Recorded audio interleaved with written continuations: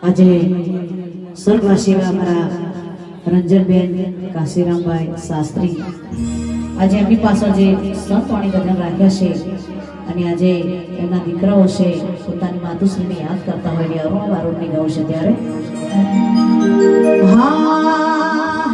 મારા રંજન બાની મીઠું